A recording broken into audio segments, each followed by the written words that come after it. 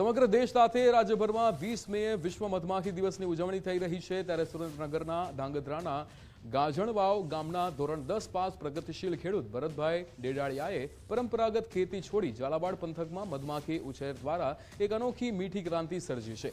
અમદાવાદના ખાદીગ્રામ ઉદ્યોગમાંથી તાલીમ મેળવી માત્ર 50 પેટીઓથી શરૂઆત કરનાર ભરતભાઈ આજે 7 વર્ષની સખત મહેનત બાદ 5 એકર જમીનમાં શ્રીરામ રસ હની ફાર્મ અંતર્ગત 600 પેટીઓ સાથે વાર્ષિક 5 થી 7 ટન શુદ્ધ ઓર્ગેનિક મધનું ઉત્પાદન કરી રહ્યા છે।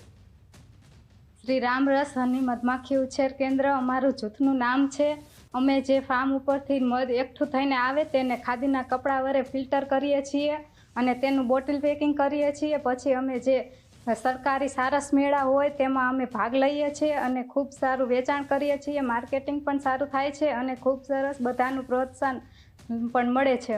मैं भरत भाई के काम मक्खी का काम करता हूँ मध का, और मेरा तनख्वाह बढ़िया है। यहाँ पर मेरा घर परिवार बढ़िया चलता है, सही है। यहाँ 3-4 आदमी हम लोग काम करते हैं। बहुत अच्छा मालिक है, बढ़िया पैसा दे रहा है, अच्छा है।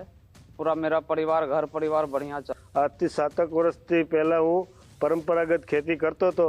અનિયમિત વરસાદ અને ઉત્પાદન સારું ન મળતા એક વખત મોદી સાહેબનો વિડીયો જોયેલો કે ખેતીની સાથે સાથે જે કોઈ સંકળાયેલો બિઝનેસ હોય તો મધુમક્ખી પાલન મોદી સાહેબનું સૂચન હતું। તો આજથી 7 વર્ષ પહેલાં મેં મધુમક્ખી પાલન શરૂ કર્યું હતું।